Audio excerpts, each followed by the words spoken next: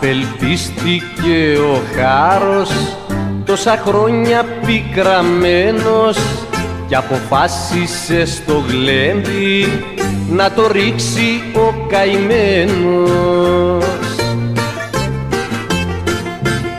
Προσκάλεσε το στράτο με το Μάρκο Βαμβακάρη και το Χιώτη το Μανώλη της διπλοπενιάς καμάρι.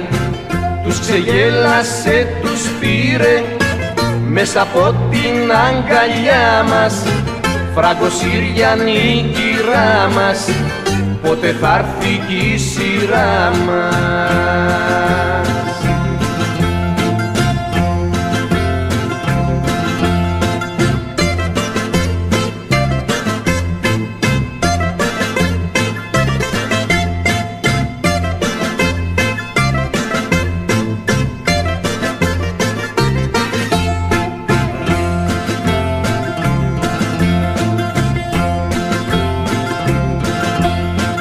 Μερακλώθηκε ο Χάρος και ανοίγει στο σκοτάδι μπουζουκάδικο μεγάλο να χωράει όλο τον άδει.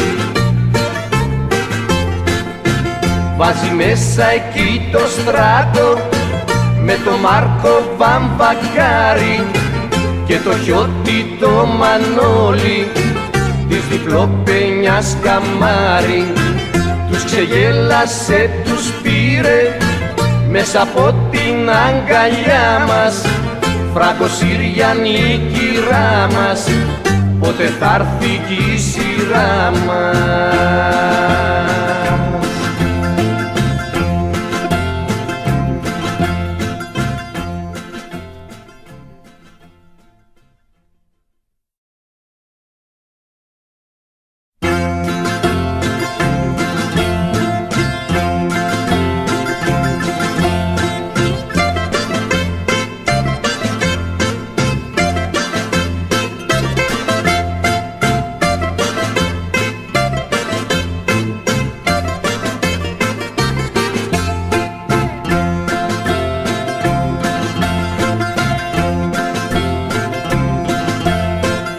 Απελπίστηκε ο Χάρος, τόσα χρόνια πικραμένος, κι αποφάσισε στο γλέντι να το ρίξει ο καημένος.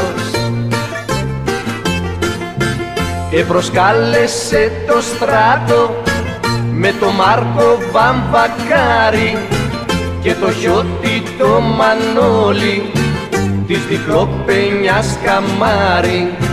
Τους ξεγέλασε, τους πήρε μέσα από την αγκαλιά μας. Φραγκοσύριανη κυρά μας, πότε θα έρθει κι η